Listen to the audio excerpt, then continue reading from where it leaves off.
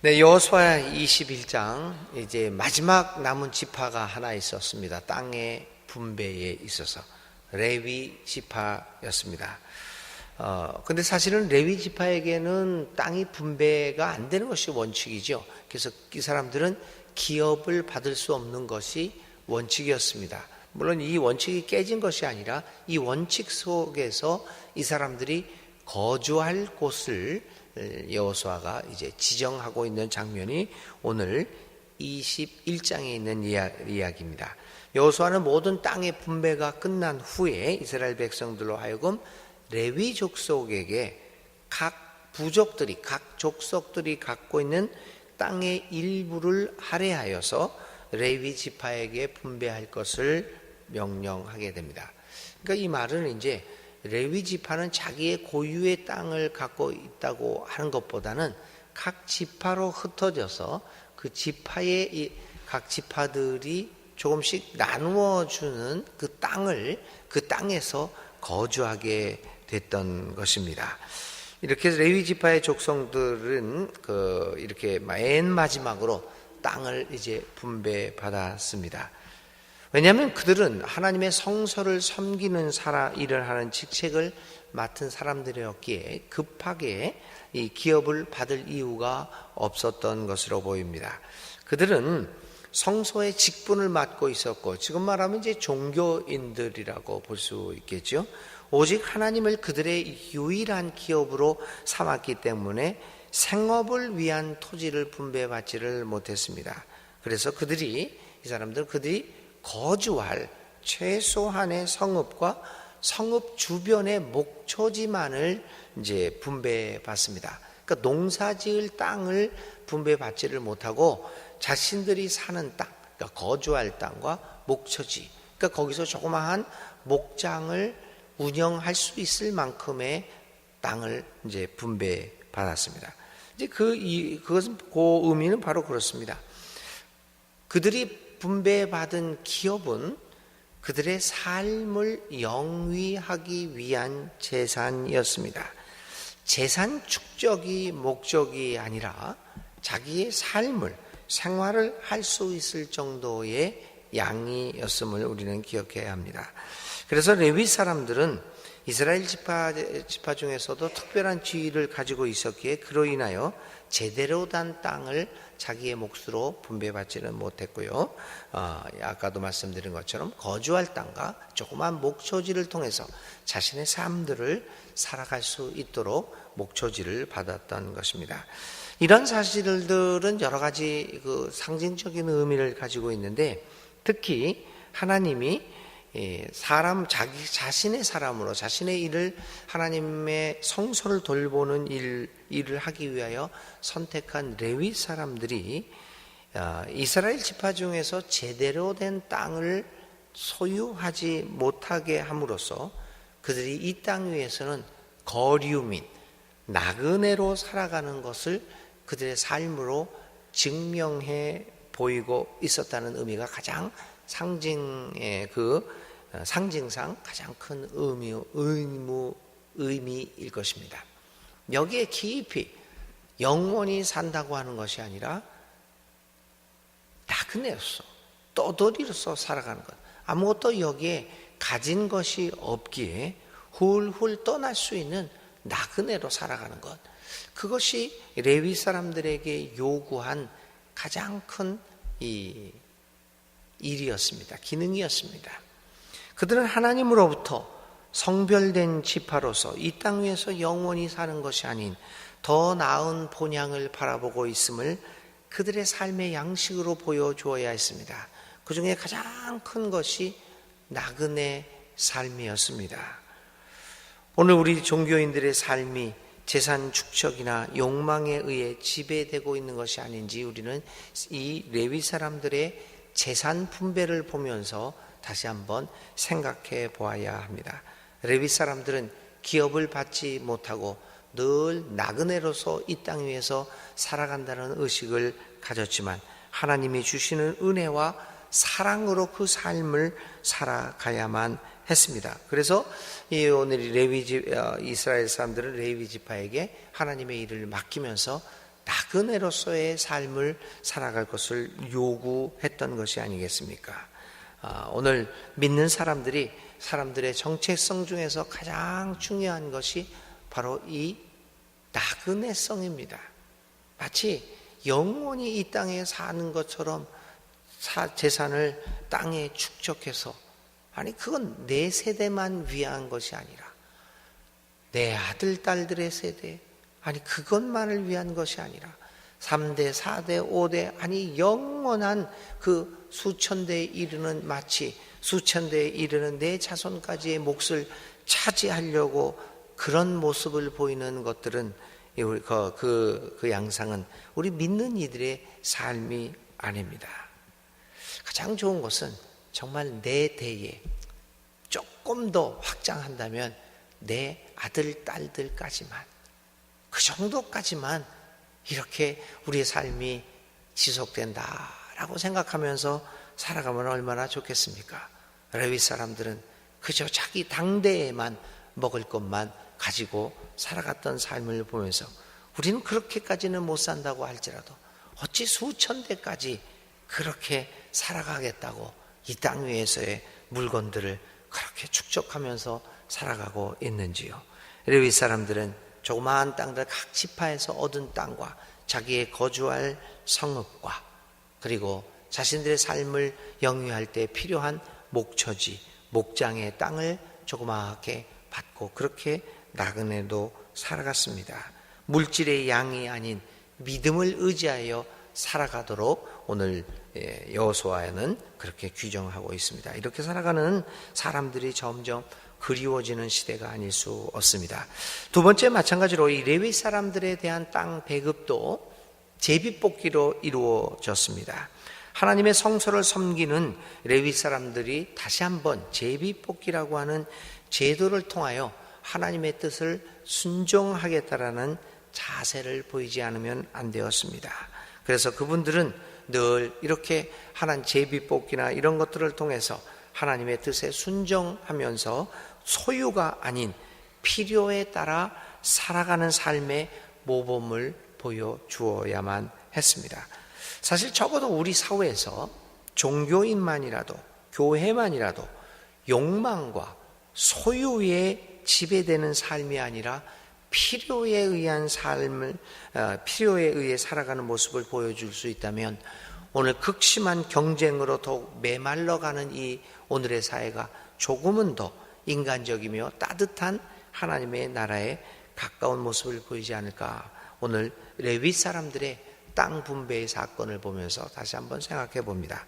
이제 마지막으로 한 가지만 더 살펴봅니다.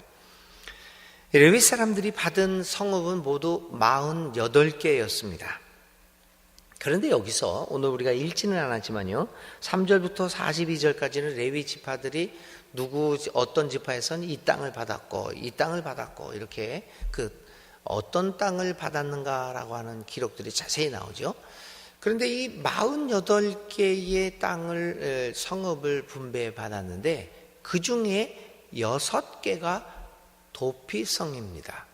우리가 벌써 이제 20장에서 여호수아 20장에서 도피성에 대해서 어저께 생각을 했죠. 그 도피성이 모두 6개가 있는데 그 6개 모든 도피성이 레위 사람들의 땅 위에 있었다는 겁니다. 아주 놀라운 사실입니다. 도피성은 레위 사람들의 결국은 성이었습니다. 레위 사람들은 그 사회의 범죄자들을 정죄하는 것이 목적이 아니라 오히려 그들을 감싸고 용서하여 새로운 삶으로 인도하는 의무를 가졌음을 이야기하고 있습니다. 레위 사람들은 모든 사람들이 미워하고 증오하는, 그리고 복수를 하려고 하는 이 사람들을 거두어 들여야만 했습니다. 그들을 받아들이고 그들에게 잠자리와 먹을거리를 제공해 주어야만 했습니다. 그리고 일정 기간 동안 그들을 보호하면서 그들이 얼마 후에 정상적인 삶으로 돌아갈 수 있도록 배려해야만 했습니다. 서로 죽이고 죽는, 그리고 서로를 적으로 간주하고 경쟁하는 오늘과 같은 사회에서 종교는 이처럼 화해와 치유와 생명을 살리는 일을, 그 중재의 역할을 감당해야만 했습니다. 도피성과 같은 사회적 완충장치의 역할을 감당해야 했습니다. 레위 지파의 그 존재, 그 제사장 그룹 레위 지파의 존재의 그 정당성은 바로 그런 거였습니다. 성소를 지키고 어떤 종교적 예식만 행하는 것이 그들의 기능이 아니라 여러 가지 갈등이 있는 이 가운데서 종교가 완충제의 역할을 했다는 것이지요. 여러 가지 갈등이 있는데 그 갈등에서 도피할 수 있는 그 역할을 감당했다고 하는 겁니다. 그래서 우리가 교회가 지난번에 또 말씀드린 것처럼 교회의 목회는 치유, 화해, 생명, 치화생의 목회가 되어야 한다. 그게 우리 통합교단의 목회의 아주 기본적인 원칙 중에 하나입니다. 그래서 통합교단에 속한 교회들의 목회가 통합교회는 다른 교단과 뭐가 다릅니까? 라고 이야기를 할 때 말할 수 있는 단어가 바로 이 치화생입니다. 치유하고 화해하고 생명 중심이다. 이제 오늘 그 레위 사람들이 가진 그 땅들이 이 도피성이라고 하는 것이 그런 의미를 주고 있습니다. 한 사회에서 종교의 역할에 대한 성경의 가르침을 오늘 레위 사람의 영토에 도피성이 포함되어 있다는 기록을 통하여 우리는 생각해 볼 수 있습니다. 이렇게 이 몇 가지 레위 사람들의 땅의 분배에는 특징을 보이고 있습니다. 이렇게 레위 자손에 대한 땅 분배가 이루어진 이후에 오늘 여호수아 21장은 이렇게 끝맺습니다. 하나님의 모든 약속이 다 성취되었음을 선포하고 있습니다. 여호수아에서는 오늘 이 짧은 구절에 우리가 읽은 이 짧은 구절에 모두 모든이라고 하는 말을 6번이나 사용하면서 하나님이 모든 약속을 다 이루셨음을 강조합니다. 하나님은 이스라엘을 향한 약속을 모두 이루었습니다. 가나안 땅을 주겠다. 너희 자손들이 별처럼 많아질 것이고 그 자손들에게 나는 땅을 주겠다라고 하는 그 약속을 다 이루었다라고 이야기합니다. 여호와께서 이스라엘 족속에게 말씀하신 선한 말씀이 하나도 남음이 없이 다 응하였더라. 45절에 이렇게 말을 하면서 끝났습니다. 이 말은 무엇을 이야기할까요? 하나님이 모든 약속을 이루셨습니다. 이제 남은 것은 무엇입니까? 그것은 하나님의 사람인 우리들이 어떻게 하나님에게 응답하며 살아가느냐라고 하는 문제입니다. 하나님은 일을 다 하셨습니다. 이제 남은 것은 무엇입니까? 우리가 해야 할 일들입니다. 어떤 일이 있더라도 자신의 약속을 이루어 나가시는 하나님, 그 하나님께 우리는 어떤 모양의 삶을 통하여 응답해야 하는 것일까요? 이제 남은 것은 우리들의 삶입니다. 하나님은 다 하셨습니다. 하나님은 하나도 남음 없이 다 응하셨습니다. 이제 우리들이 해야 할 일이 남아있는 것입니다. 이 짧은 45절에 있는 말씀, 선한 말씀이 하나도 남음이 없이 다 응하였다라 라고 하는 것은 그것으로 끝나는 것이 아니라 하나님을 믿고 예수님 안에서 예수님의 사람으로 살아가는 모든 우리들에게 이제 남은 것은 너희들이 할 일이다 라고 하는 의미로 받아들여집니다. 오늘 우리들이 생각할 말씀, 우리가 해야 할 일입니다. 하나님이 우리에게 요구하시는 말씀 45절로 끝났지만 여호수아 21장 46절의 말씀을 하나 우리는 기록할 것입니다. 우리가 해야 할 일, 오늘 하루 종일 생각해야 할 일은 하나님께서는 다 이루셨다. 내가 할 일은 무엇인가를 하루 종일 생각하면서 하나님의 말씀을 붙들고 살아가시기를 바랍니다. 오늘의 기도입니다. 하나님, 이제 모든 일이 마무리되었음을 주님께서는 선포하셨습니다. 주님은 주님의 하실 일을 다 하셨습니다.